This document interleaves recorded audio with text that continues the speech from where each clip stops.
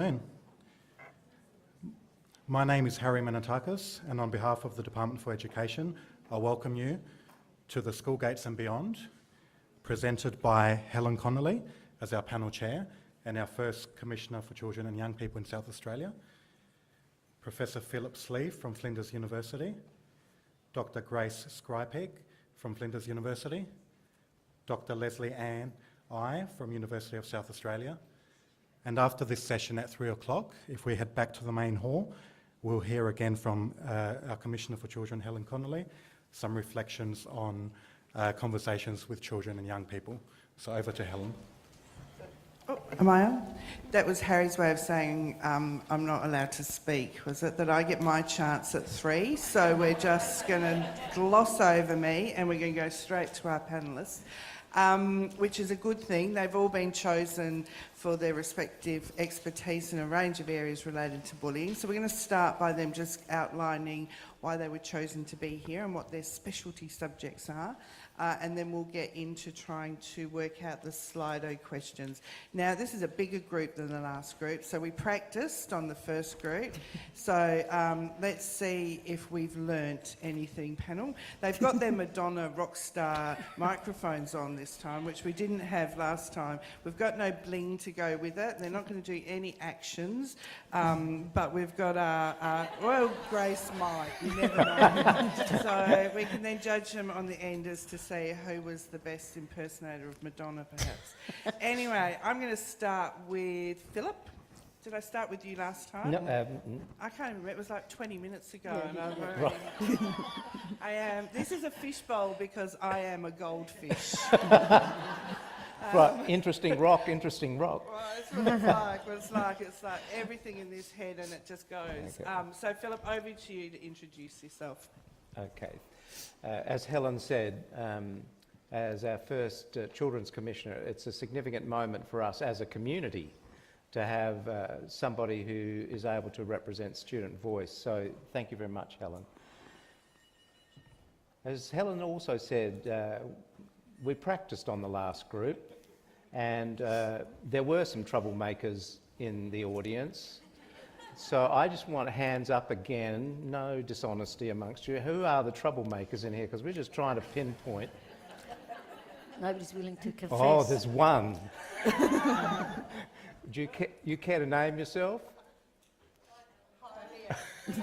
That's Leanne. Okay. Anybody else want to own up at this stage or not? Wow, that's different. Okay. Look, they've gone under. Have they? So they can just hide themselves. Flying under the radar. Okay. So my name's Phillip Slee, and my background in this started with some research that I did with Ken Rigby, and as I really want to acknowledge Ken's role in all of this. Many of you would have been touched by his work and his research, the rigour of his research, and what he's brought to this whole community-based approach to school bullying and alerting the community to the issue that exists. So for us, the issue started in a conversation in a coffee shop after a presentation that Ken had been to in Sydney by Dan Olveus, and Ken and I, as academics, are wont to do. My background is in secondary school teaching in geography and history, but when I applied for a job with Ken at that stage, I was moving away from the schools. As an academic, we were musing about whether or not bullying did exist in the schools. I suspected as a teacher that it did, and Ken, with his background in teaching as well, thought that it did, but there were a lot of questions for us about how much, when, where and by whom. So that's what set us off on our journey, and our journey has taken, and our stories have taken us in many different directions and many different ways since then. I think one of the seminal experiences for me in my development was living in Canada for a year with my family, and spending some time working with schools and young people in Foothills Hospital in Alberta, in Calgary. And in that particular unit, the whole families, if there was an issue with school violence and bullying, agreement was that we as counsellors and therapists would see not the child alone, but we would see all the family, and we would often spend a lot of time engaging families to get them to come along to the sessions. So my work began, and I owe a huge debt of gratitude to the families and the young people there. They informed me in so many different ways around the issues that were happening to them in their neighbourhood, in their families, that were then being enacted in schools. So I'm very clear about, in my mind, the fact that yes, bullying may happen in schools, but the issue is a community neighbourhood one. And I'm really wedded to that ideal. When I developed the Peace Pact, and that arose out of some federal government initiatives that said, well, there is some work and evidence that bullying does happen. We're wanting to create safe learning environment. What the teachers said is, well, tell us what to do. And so I spent several years sitting down with groups of teachers here in Adelaide and near metropolitan Adelaide in focus groups, meeting and talking with them about kind of lessons and grievance and policy and plans that we could have that could be delivered, a program that could be delivered by teachers in the classroom as part of what they do, not as an add-on, not as something separate. It had to be integrated and it had to involve the community. And the teachers were quite adamant about that in the focus groups that we ran, that any program that didn't actively engage with the students and get their advice and their ideas, and that didn't encourage parents, and as a parent of 3 boys, I know how troublesome parents can be, if we didn't actively engage with parents in the development and delivery of these programs, then we were failing in all sorts of directions. So the Peace Pact grew out of that, and it's now in its 4th edition, and the school and the Department of Education is implementing the Peace Pact as a trial in 22 schools across South Australia as we speak. We're currently collecting post-test data. I did ask Grace to talk about, because the Peace Pact's been translated in a number of different languages. We've implemented it in, I first implemented it in Japanese, which was a real challenge for me, although I like sushi a lot, so it was okay. But it involved lots of trips backwards and forwards to Japan, and it was implemented in middle schools in Japan. That it's then made its way subsequently to other countries. Greece. Yes, it's made its way to Greece. I know you think I'm not Greek. I look Greek, but I'm not Greek. Greece, Malta and Italy is running a trial at the moment, and we're now working on introducing it to India as well. So the issue there, as Grace has alluded to, is that you can't have a program that doesn't involve the community. And those programs will invariably fall short of the mark.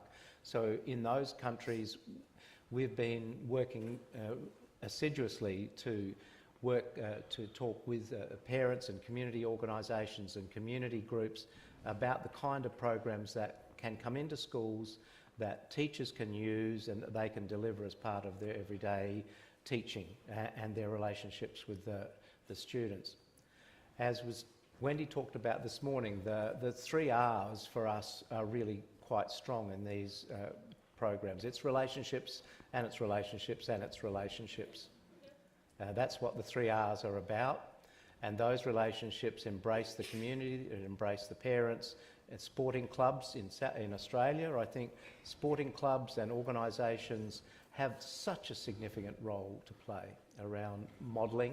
So in a community-wide intervention that we made in Port Augusta, the footy clubs and the netball clubs were engaged in that intervention.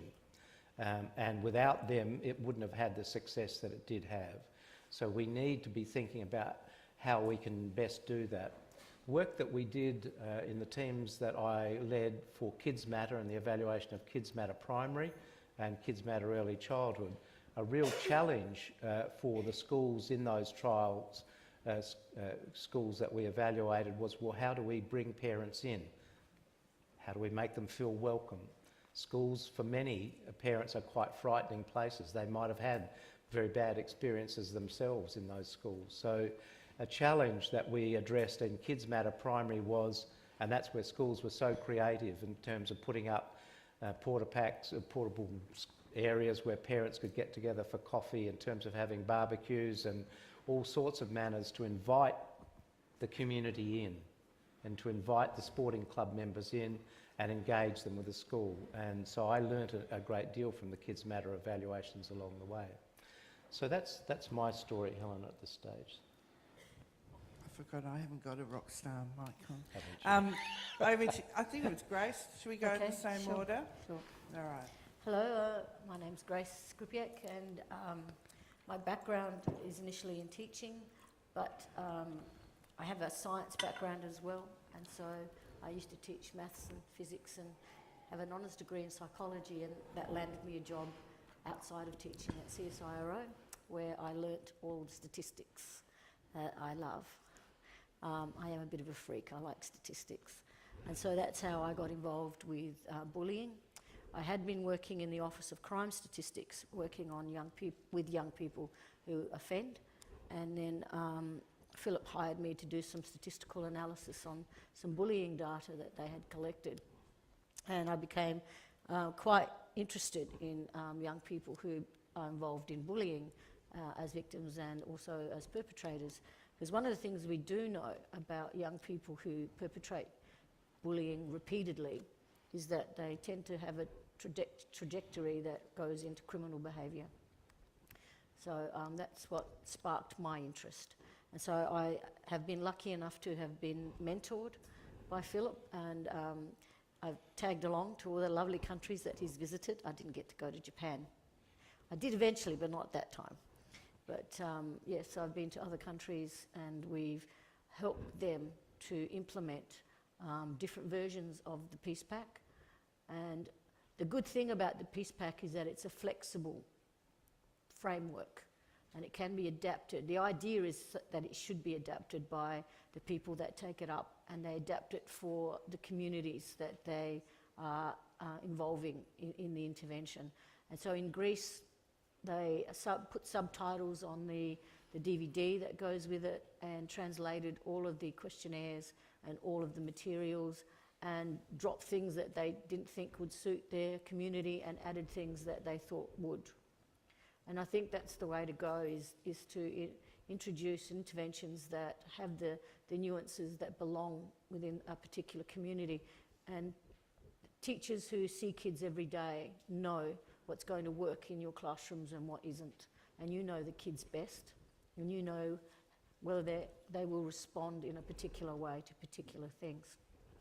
So in that sense, it is very much a community response, because we might do the research. Like, my job is to check the effectiveness of a program by using statistical methods. And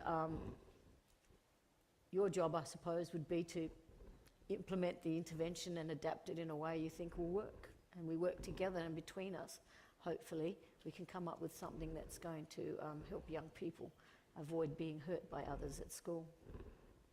Grace, I've just got a question about Peace Pack, people not understanding what that is. So if you just want to give us a really brief... I'm going to hand that over to Phillip. Okay. Phillip, You know the acronym. the elevator pitch. Oh. Okay, as Grace mentioned, PEACE is an acronym. So this was an approach that was developed by teachers in those initial groups that I met with over 2 years, and it stands, as Grace said, for a process. It's about preparation, education, action, coping and evaluation. That's where the PEACE comes from. It is simply, as it were, a process that schools can move through when they're looking to introduce a program into their classrooms. It was always intended to be, and is intended to be, delivered by teachers.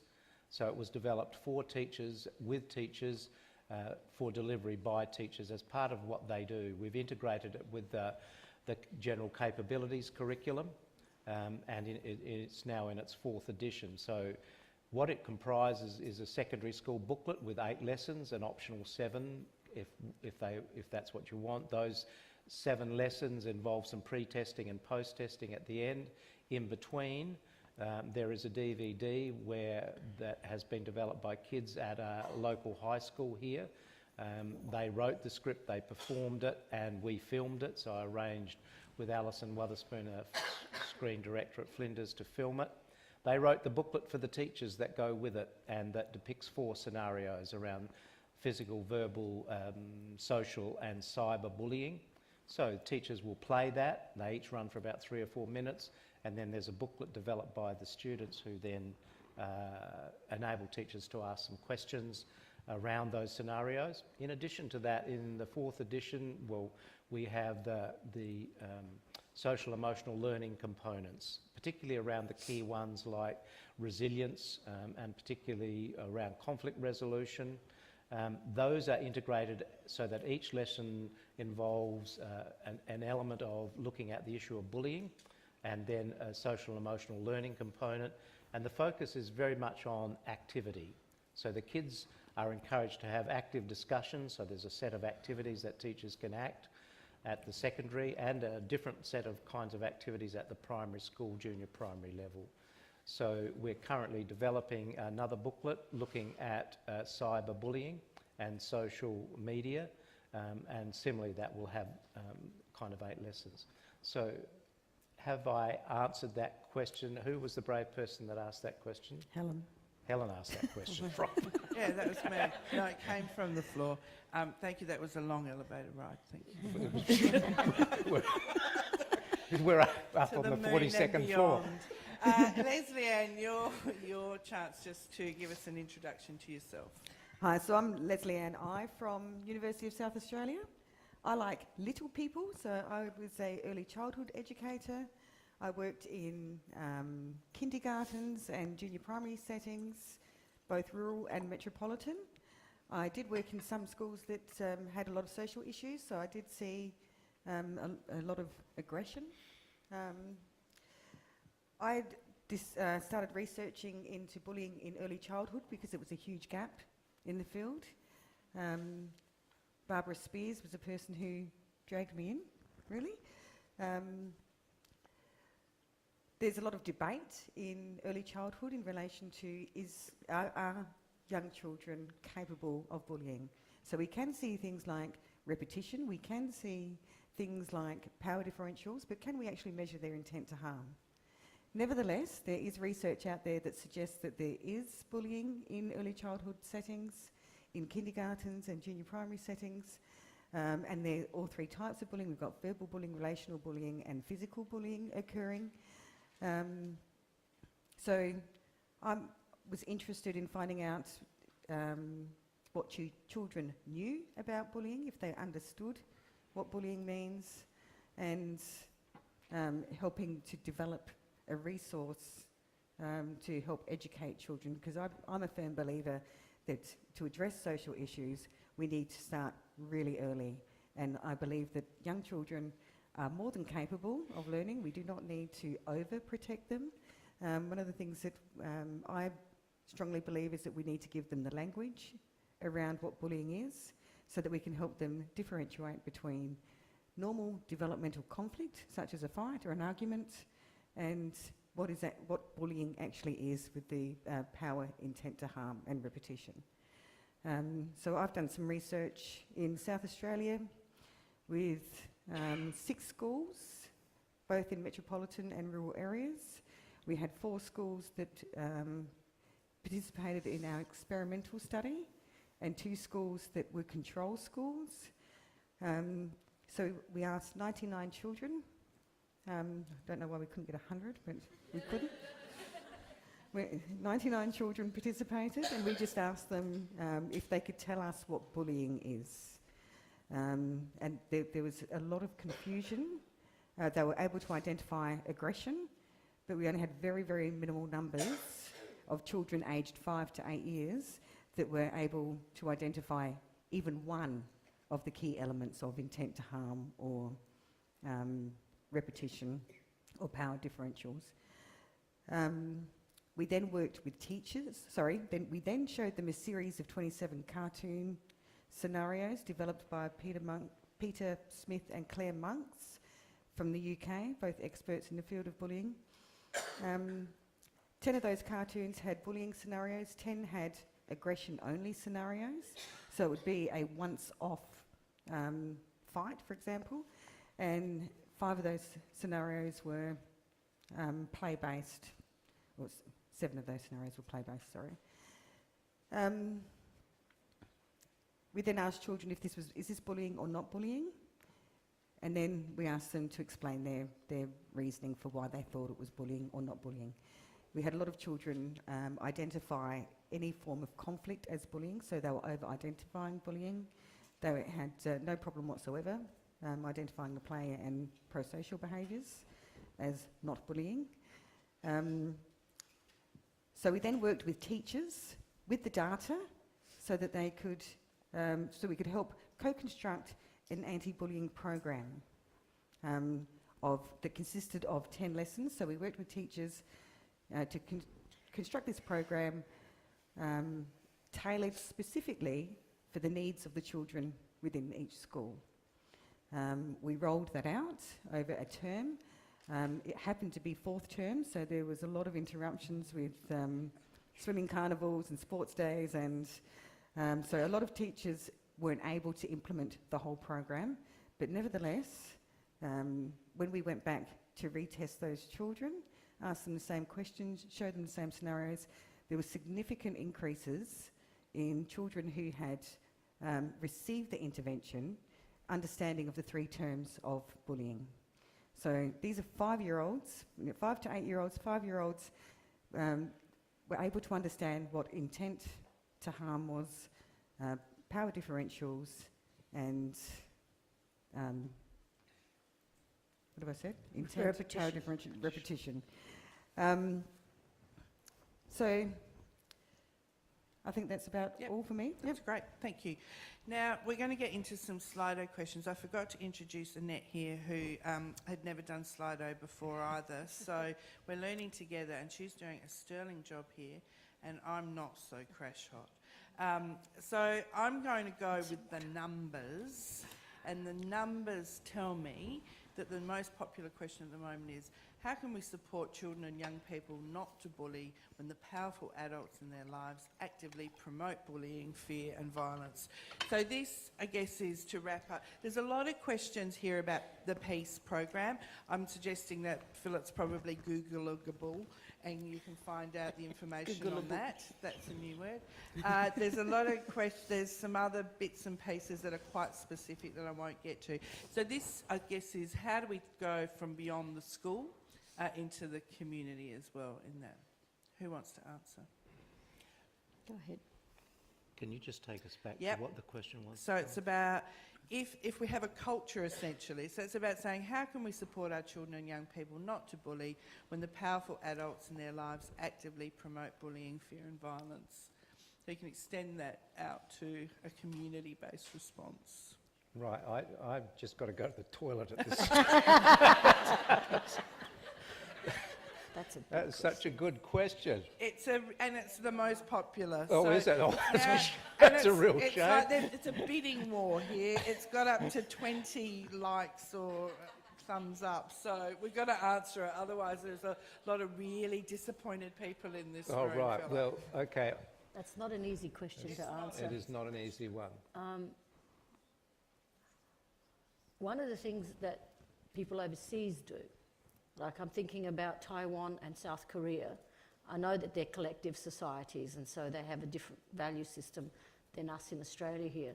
One of the things that they do is that they actually do have a community response, and they start with having a law against bullying, which sends a message that bullying is not okay. And then they involve the community. For example, if a child is going home from school, a young person's going home from school, and they're bullied out in the suburb, and an adult who lives there notices it, the adult intervenes. The adult is allowed to do that because it takes a village to raise a child, and so they share that responsibility. In Italy, what they do is that when kids start school, at the beginning of the year, the parents sign a contract to say that I'm going to monitor my child and I will be involved if they are involved in bullying. I will do my best to stop that from happening. Mind you, that doesn't work, but they do have the contract. So there's steps that have been taken by communities around the world to try and spread the responsibility, so it's not just teachers in schools and it's not just the kids themselves who are involved, but trying to involve the whole community. Now, in Australia, we're a little bit different because we have more of an individualistic approach, and our values are different. We don't have a collectivist value system where we think about harmonising and not trying to hurt other people and always trying to be polite, which is characteristic of people in South Korea and particularly Taiwan. But one country which is quite promising and has individualistic values similar to what we have here in Australia is Spain. And what they're doing there is that they're trying to teach kids how to coexist. They call it convivencia. Anyone speak Spanish? Yes, would you like to translate that for me? It's sort of like working with togetherness. Is a togetherness is that is partnerships. Partnerships and So it's individuality is not going to work. So you have to work together, and it's more like sort of like to say that everyone's involved. yeah, everyone is involved in allowing that coexistence. So it's not just the kids at school, but it's also families. So families don't encourage aggression. I did see an interesting documentary on bullying where a young man goes home to his parents in the United States and complains that he's been bullied, and the dad turns around and says, well, what are you doing about it? Or, you know, the responsive, go stick up for yourself. You know, I've got to teach my son boxing so he won't get bullied. All those kinds of approaches don't fly well in Spain, from what I understand.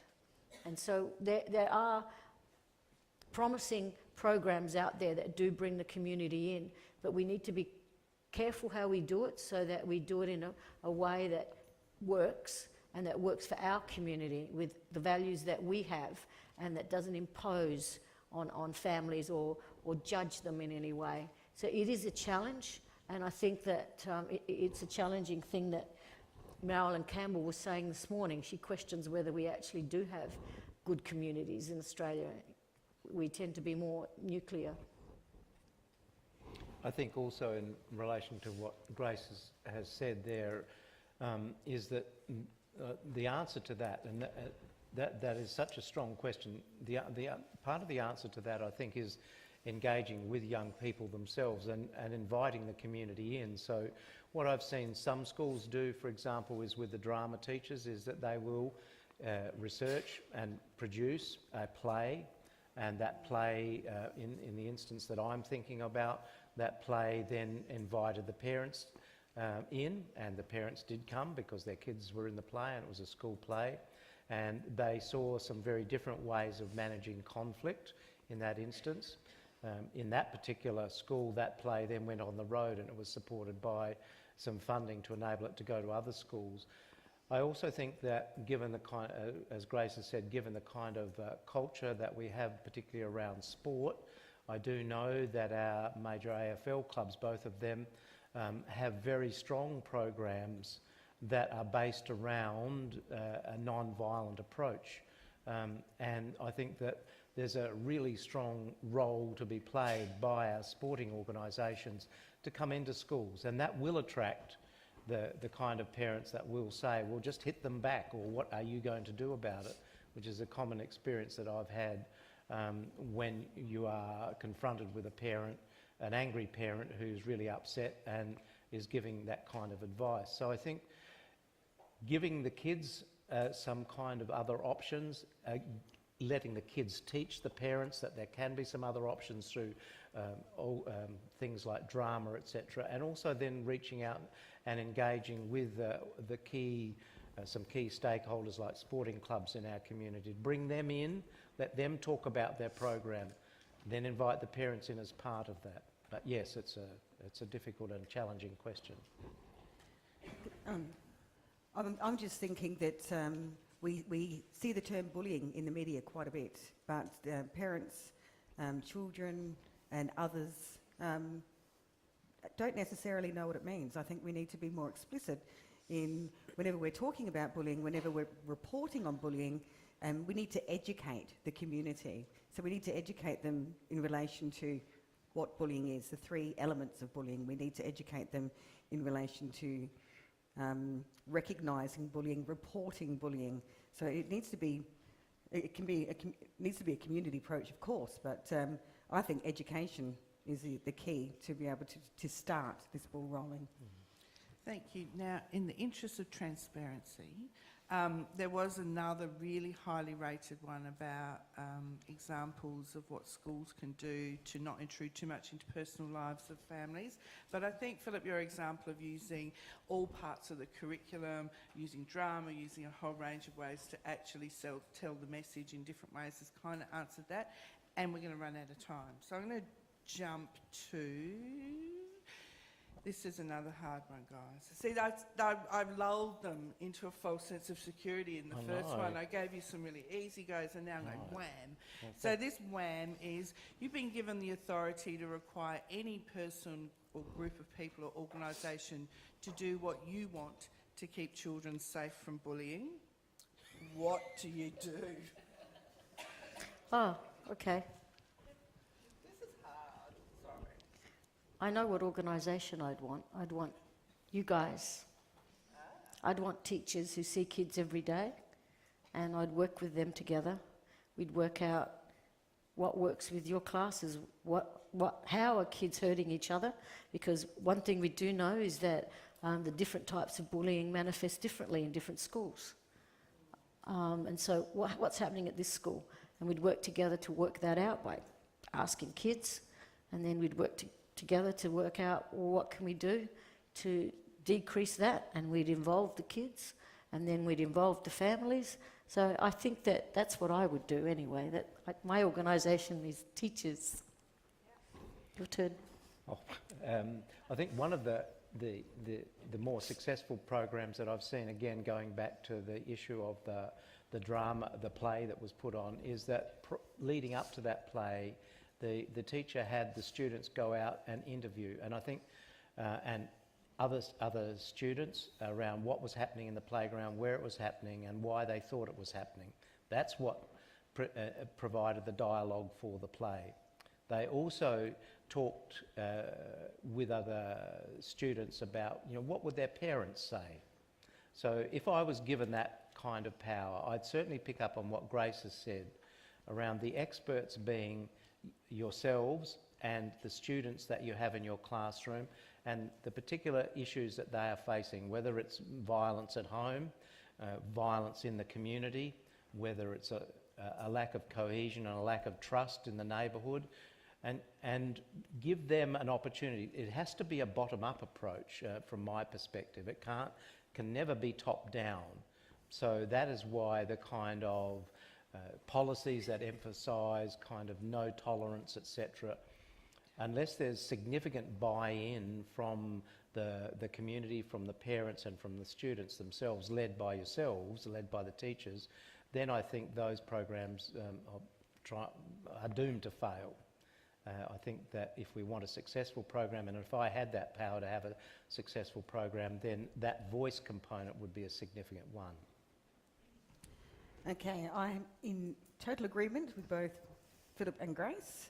I just have to mention the research I am talking about because it's part of the contract of the funding, was done on behalf of OMEP with Associate Professor Barbara Spears. One of the things that we did when in that research is pulled in children's voice. So I would go with teachers, parents, and children, including young children. When we work collaboratively with teachers, we developed this anti-bullying resource book for children aged 5 to 8 years. And some of the lesson plans in here are developed by kids. So you'll be able to see, there's little children's drawings. So they had a voice in part of the education around anti-bullying, they also take those activities home to their parents. So it involves the parents and helps them understand, and the teachers are contributing to that as well. So I think school is the obvious avenue for educating, but also the more that other organisations and community resources that we can get on board, such as your sporting clubs, media needs to be more explicit when they're reporting on it. So, guys, do we think that the PrevNet model at a federal jurisdiction is the way to go, or do we think we need a state-based approach first? Do we do either or, both and? What's your thinking on how we might actually facilitate the coming together of all of those community partners that they talked about in Canada? So this could be the ending of a beautiful friendship with Wendy at this You're all Right. got to No- be part nobody of this. say anything. Nobody will say anything. I think Wendy's message is extremely powerful. The underlying message is of working together and working in a collaborative way in the community. And I think, Helen, that's what we have to absolutely do. That said, I think that Australia is, again, a very different culture and a very different way of approaching things in many ways. So I think we have to make our own path in the same way that we have student voice to inform us. I think we have to have the voice of Australia to inform us about the way forward. And that's why I really do applaud what this government is doing around getting you here together around this particular issue. And as Lesley has said earlier, you know, a lot of this is around education and educating ourselves, then imparting that education and bringing the parents and the community along with that greater knowledge about what to do. So I think we do have significant resources, but working with Des Butler out of Queensland University as a lawyer around should there be a law, for example, that's his area, around bullying and cyberbullying, I can only encourage you to have a Google of Des Butler's work. I think that one of the things we need to do is harmonise the different resources that exist at a state level with the resources that are emerging at a federal level. And we need to be very active politically around asking our politicians, pushing our politicians to harmonise what happens between states, between sectors, between schooling sectors, so that we can bring together some resources that would be of a PrevNet nature, but would be very branded in a way that our Australian culture can appreciate it. And also, they need to be tailored to the individual needs of each community, because there are differences in communities. So, rural communities versus prestige schools. You know, there's going to be differences in bullying behaviours. So, it also needs to be tailored to the community that we're trying to reach. And I would have to add, as a statistician, I'd like to be doing research around each of those programs to check their effectiveness, so we don't get that 15% that add to the harm rather than reduce the harm. So I'd say that we need to be very careful with which programs we're going to put resources behind. So we've got 3 academics on the panel. How important is it that it has leadership of academic processes and rigours in whatever this co-design solution is that we come up with? That was my question, that wasn't Slido. Well, I'm just editorialising you would guess here. my answer, wouldn't you? Are you allowed to ask a question? I just did. Oh, you can do what you want? Okay, fine. Grace? I'm biased because I think that sometimes programs really look good, they sound good, the people like doing them, but they're not effective. And I think that we don't have enough resources to spread across programs that work and don't work. We need to put money into things that do work or have the promise of working, and then tweak those that seem like they're working to improve them. I don't think, and so therefore you need to do, I hate to say this, the statistical analysis for it. You've got to find ways to show that it's effective in reducing harm, in reducing the prevalence of peer aggression. And so you do need that research component. One of the things that I took, because I've known Wendy for quite a number of years, and I also know her, her partner that she's collaborated with, Deborah Pepler. We know that there is evidence-based practice. That's what Wendy talked about this morning. But for me, going back to Helen's question around academics, yes, we've got that evidence-based practice. We need to discern it in the way that Grace has talked about what programs work. We also have practice-based evidence, and I think that's the wisdom that you and the kids bring to this situation. And I think looking forward to Helen's report later around her speaking tour with kids around this issue. Yes, there is enormous wisdom in there, in your classrooms, with the kids, in the communities, with the parents and the organisations. We need to tap into that in a truly collaborative way in order to produce something that's got efficacy in the way that Grace has talked about, that is not iatrogenic, that does not do harm, and that we can be, as consumers, as it were, that we can be confident about it in the best interests of the children. So that notion of do no harm is a really significant one in all of this. Oh, I'm again in agreement with both Grace and Phillip. I need to go first next time, I think. You do need that research component, but to identify whether it's worth doing. But you also need you guys to implement that and support children. So I think it's a balance. You need the research, you need the evidence, you need to be able to identify if it's going to work or not, to inform teachers and others what resources do work, what is going to be effective for the kids in your classrooms and in your early childhood settings. But you also need the teachers and the early childhood workers to implement that and support children in their learning and development there. Thank you. And that was a question about effectiveness of programs. So, see, we did get it in there in some shape or form. I just want to also say that I thought the idea of having a portal that actually had all of them kind of in a place where you could actually go and test the market, so to speak, for when people offer programs to see actually what their efficacy is. Now, we've run out of time. It is, because I need to rush back into the main room to get prepared. So it's 10:02. You can meander back to the main room. And I'd like you all to put your hands together to thank our panel. Thank you.